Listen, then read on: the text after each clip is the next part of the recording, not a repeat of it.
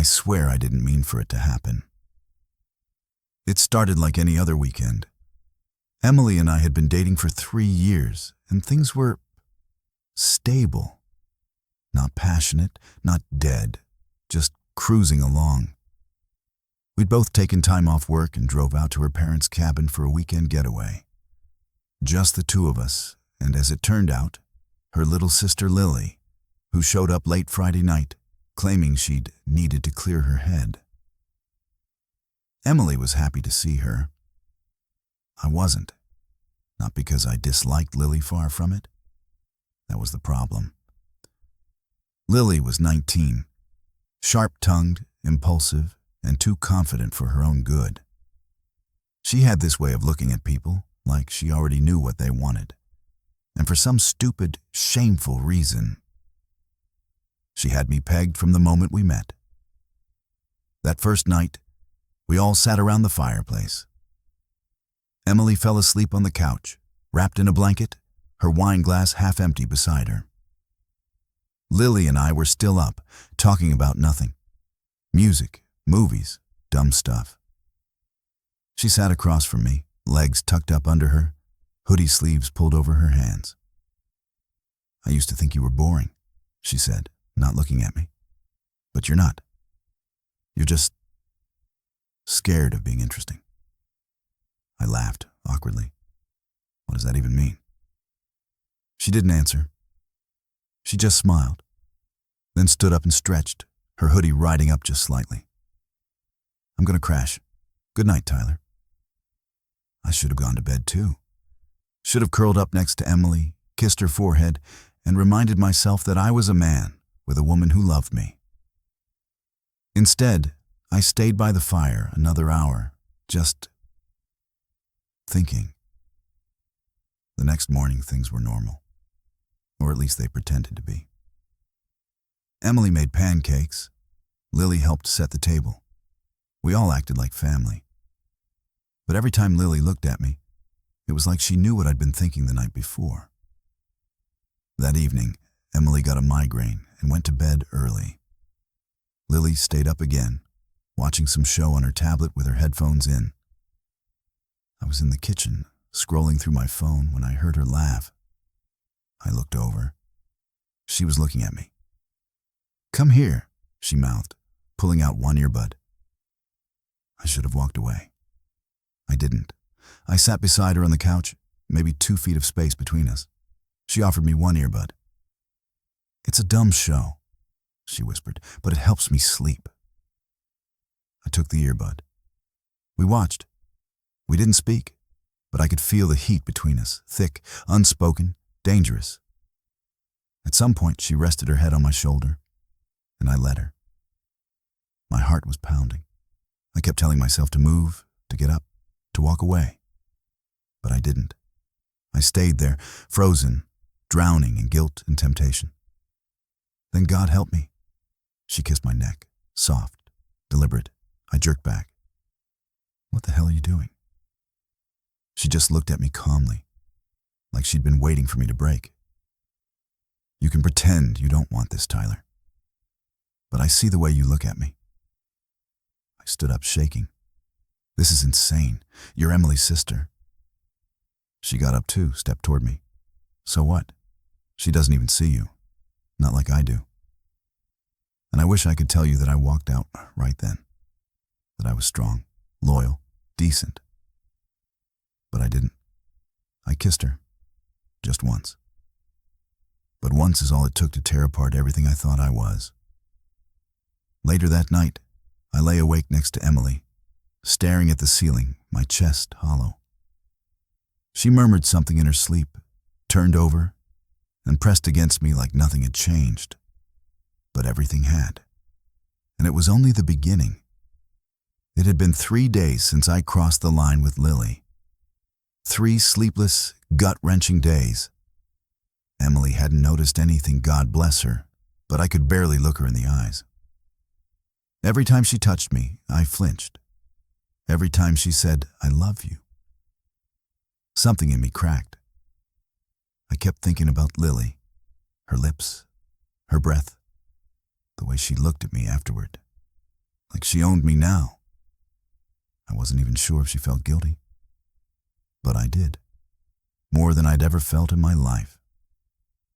On the third night, I found myself parked outside a small, old church in downtown Asheville. I don't know what pulled me there. I hadn't been to church in years. Maybe it was guilt. Maybe I just needed someone to talk to, someone who couldn't look me in the face while I confessed what a piece of trash I'd become. The church was almost empty. A few candles flickered in front of the altar. Wooden pews creaked under their own weight. And to the left of the sanctuary, behind an arched stone column, I saw it. The confessional. The last time I'd been in one of those, I was 12, confessing to stealing my cousin's Game Boy. This time, it was a little more serious. I stepped in, knelt down, and closed the door behind me. There was silence on the other side. Then, in the name of the Father, and of the Son, and of the Holy Spirit, speak, my child. I swallowed hard. My palms were sweating. My throat was dry. Forgive me, Father, for I have sinned. It's been years since my last confession. There was a pause. Go on. I hesitated. I betrayed someone who trusts me, a woman who loves me. I hurt her in a way she doesn't even know about. The priest said nothing. I was unfaithful. With someone I should never have touched. Someone close to her. Still silence. Not even a breath from the other side. I didn't plan it, I went on. But I didn't stop it either. I kissed her, slept with her, and now I feel like I can't breathe. Another long pause. Then the priest finally spoke. Do you regret what you did, or just that you got caught? The words hit me like a stone to the chest. I haven't been caught. Then answer the question. I stared into the darkness of the wooden booth. I regret it, all of it. No, the priest said, voice low and steady. You regret what it's done to you, to your image, to your comfort, but you haven't yet grasped what it's done to her. I do. I swear I do. Another silence. I can't look her in the eyes, I whispered, and I don't even know how to be near her family now.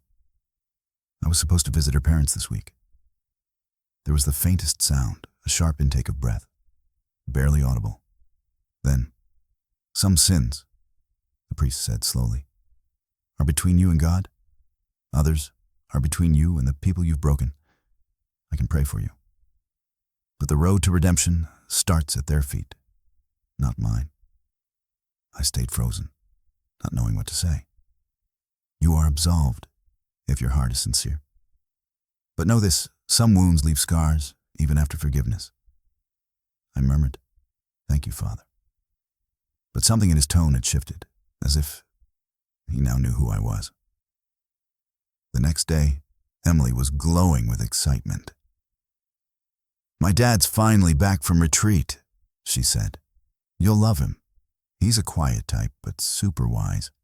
You two are going to get along great. Her words rang in my ears like a cruel twist of fate. I forced a smile. Oh, your dad's a pastor or something, right? She laughed. No, he's a Catholic priest, has his own church downtown, St. Joseph's. You've probably passed it a dozen times. My stomach dropped like an elevator with its cable cut. St. Joseph's, the confession booth, the voice, him. I nodded slowly, trying not to let my face show the storm building behind my eyes. Yeah, sounds familiar. He's excited to meet you, she said, wrapping her arms around me. Don't be nervous. But I was. Not because I was meeting my girlfriend's father, but because I'd already confessed my sin to him without knowing it was his daughter I had betrayed. And now, he knew exactly who I was. The night air was cool as we stepped out onto the porch.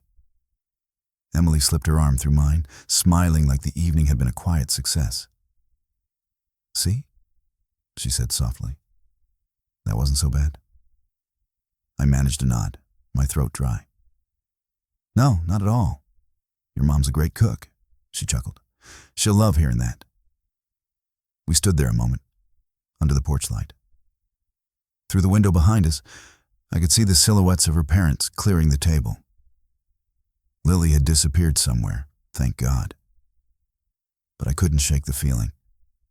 The weight of the room, the silence behind her father's questions, the way his eyes locked onto mine during dinner, not hostile, not exactly, but alert, like he was seeing something beneath the surface.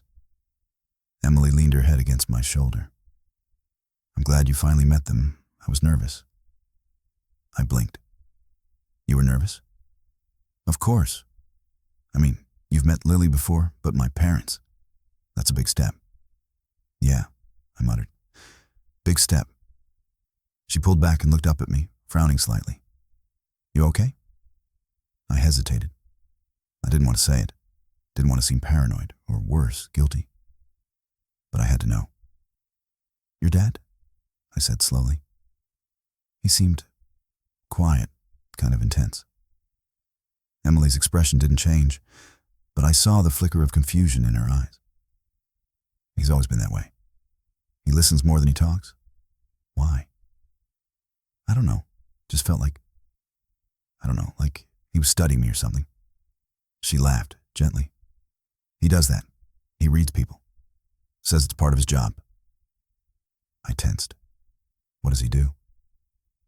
She looked at me like I'd asked whether the sky was blue. You didn't know? She said. He's a priest. Silence. Wait, what? A Catholic priest has his own parish, St. Joseph's downtown. The world tilted just slightly. Emily kept talking, not noticing the sudden shift in my posture. He's been there for years. Took a short sabbatical earlier this year, but he's back now. I thought you knew. Didn't I mention it? I couldn't answer. I was staring at the porch railing like it might start spinning. St. Joseph's. The booth, the voice, the words. Do you regret what you did? Or just that you got caught? I felt like I'd been punched in the gut. Tyler? Emily's voice softened. You look like you've seen a ghost. I shook my head. No, I'm fine. Just surprised. She smiled. He's good at making people uncomfortable. He doesn't mean to. Just has that aura, you know? Yeah, I knew. I'd felt it through a screen of wood and confession.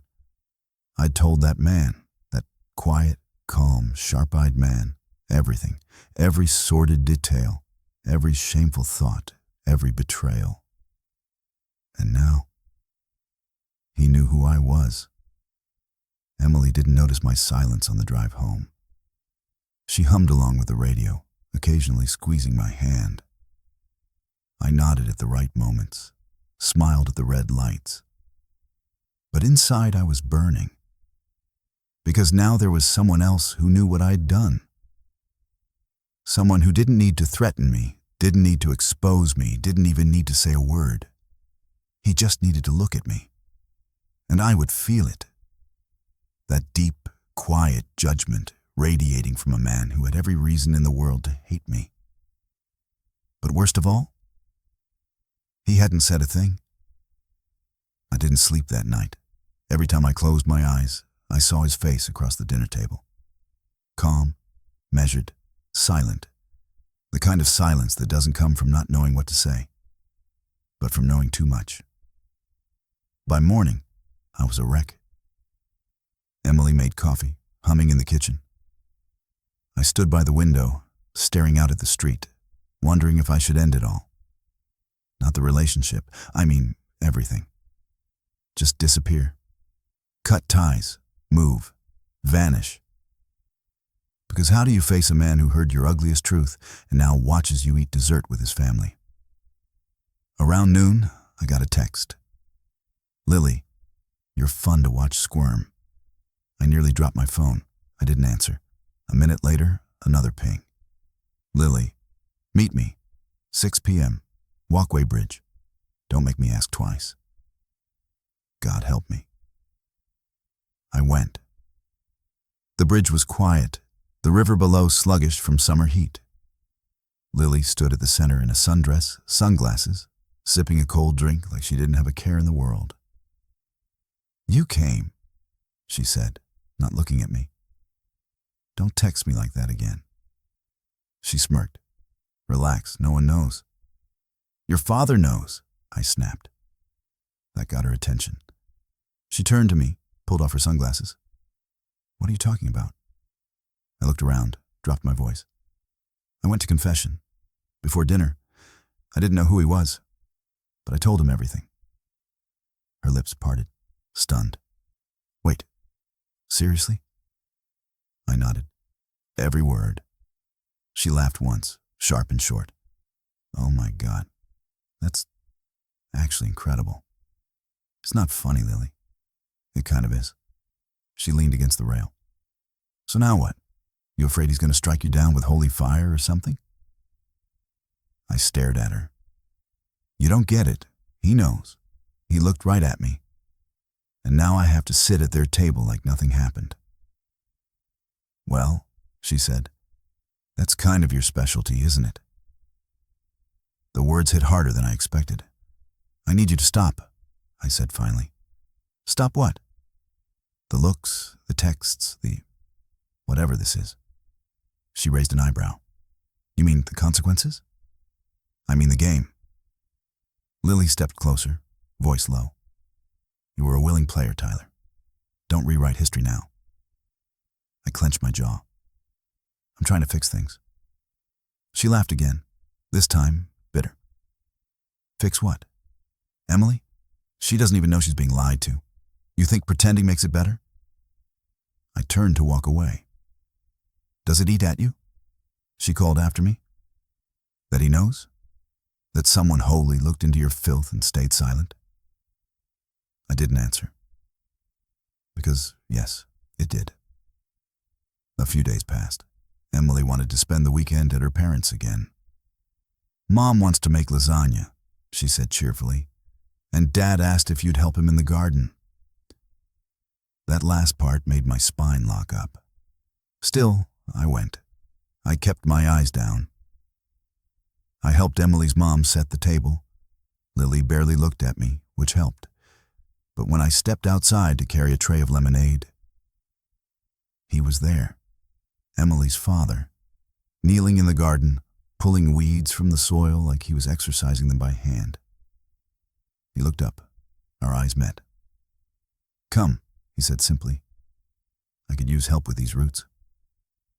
I swallowed, stepped down into the yard, crouched beside him. For a while, we worked in silence. Dirt under our nails, sun on our backs, the smell of basil and rosemary all around us. Then, so softly I almost didn't hear, "I remember your voice." My hand stopped. He didn't look at me, just kept digging. "I didn't know it was you," I whispered. "I know. I didn't mean to." "I know," he repeated. Still calm, still measured. He pulled a root from the earth and held it up. "Some things grow twisted," he said. "You can cut them, burn them, or you can dig deeper and pull out what's rotten." Then he dropped the root into a pile, stood up and walked away, leaving me in the dirt. Friday evening passed quietly. Too quietly. Emily and her mother stayed in the kitchen, exchanging recipes and family gossip, their voices warm and familiar. I sat with her father in the living room. He read the newspaper slowly, glasses low on his nose. I scrolled through my phone, pretending to read, but really just counting the minutes. Not because I wanted to leave, because I felt like I was being watched. Lily came in later without a word. She walked past us and took a seat in the armchair across from me. No greeting, no expression. She crossed her legs and stared at the TV for a moment. Then she glanced at me. Just one short look. No smile, no wink this time. But it was enough. Emily's father didn't react, but I saw it. The subtle pause in his page turn. He noticed. He always noticed. Dinner was quiet too. Too polite. Emily's mom told a story about their neighbor who'd started raising goats and couldn't get rid of them now. Everyone chuckled. "So, Tyler," Margaret asked kindly, "is your family from around Asheville?" "Yes, ma'am," I said. "My dad's a carpenter. Still works with his hands.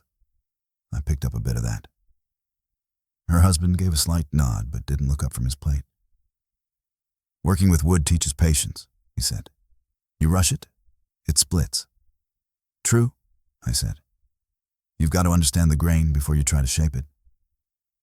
He finally looked at me, just briefly, then went back to his food.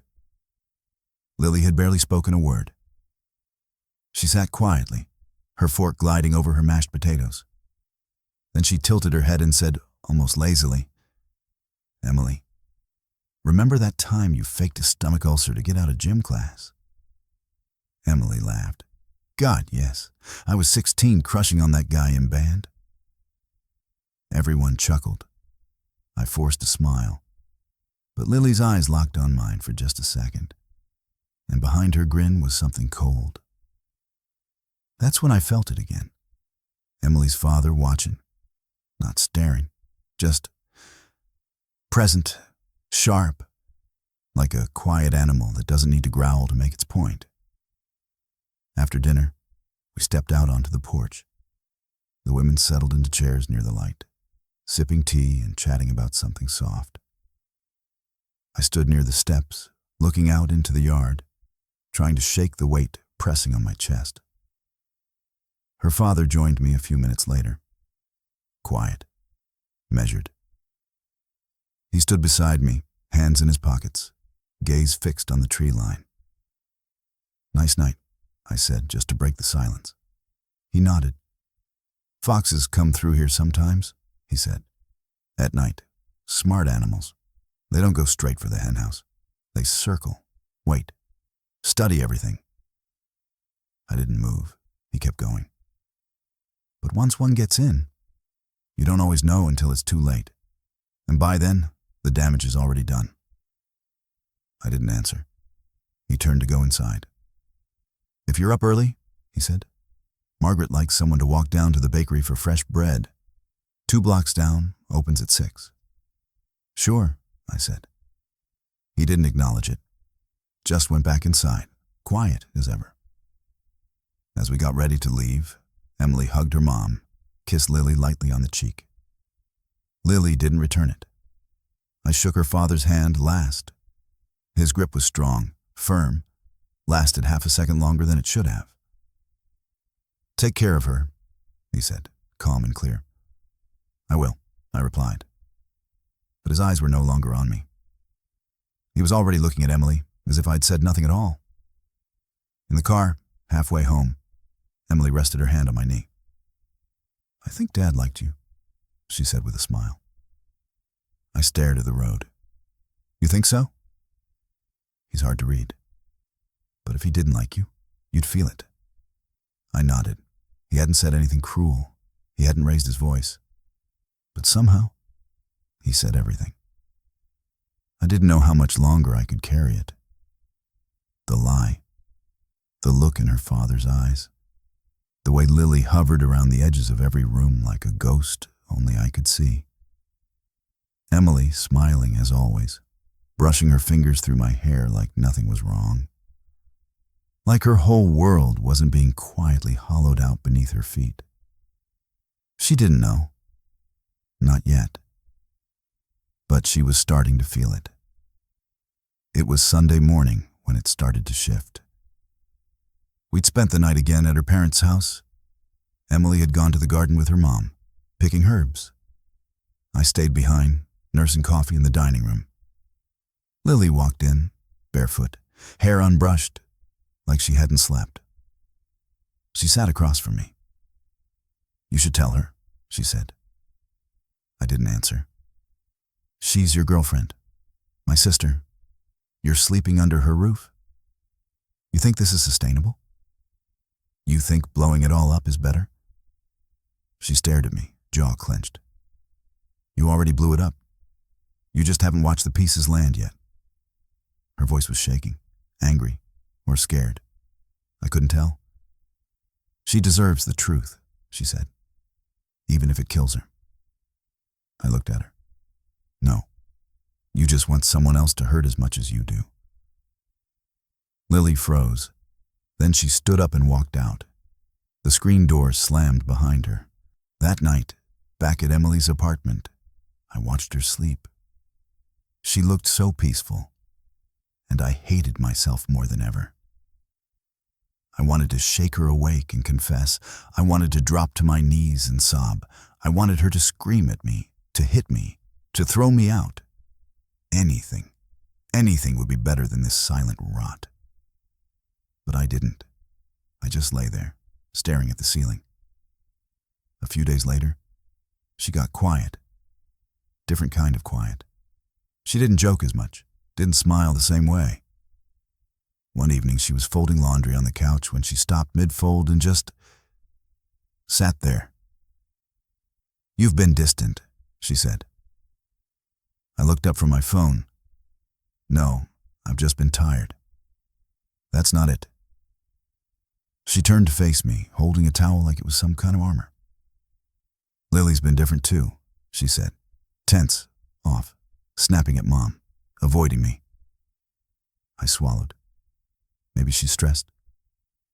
Emily shook her head. You know what I think? I waited. I think there's something going on, something big, and no one wants to say it.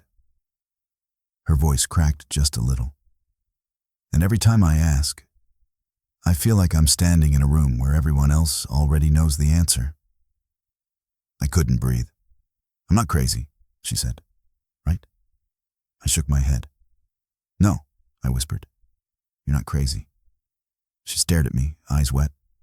Then tell me the truth. And there it was. 4 words. Tell me the truth, like a knife sliding between my ribs. I stood up, paced, rubbed my face. She didn't press me, just sat there, arms wrapped around herself, waiting. And then I heard a knock, 3 slow taps. I opened the door. It was her father, still in his dark coat, still silent. He looked at me, then at Emily.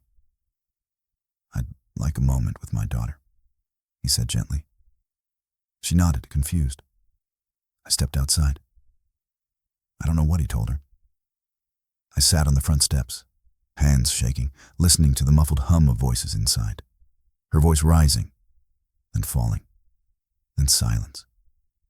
15 minutes passed, then 20. Then the door opened. Emily stepped out, eyes red, face pale.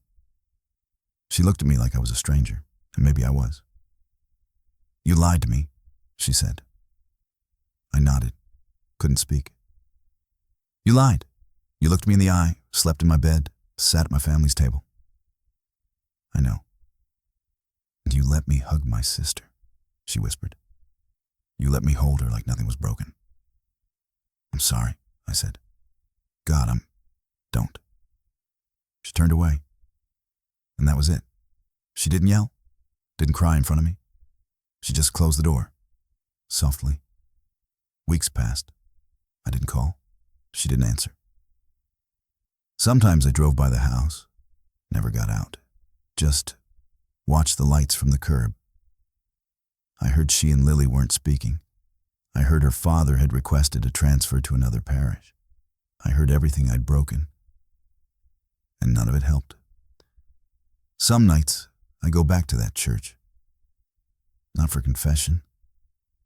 I just sit in the last pew, staring at the stained glass, trying to feel anything. Sometimes I think I see him, her father, in the shadows of the sacristy, just watching. Like he did that first night. Like he always did. Some sins get spoken, some get forgiven, and some just live inside you, like foxes that never leave. Sometimes the people who break us are the ones we trusted most. And sometimes the ones who save us never say a word. If this story made you feel something, stay with us. We share real stories about real people with all their flaws, silence, and strength. Subscribe and turn on notifications, because some truths aren't meant to be shouted, just quietly understood.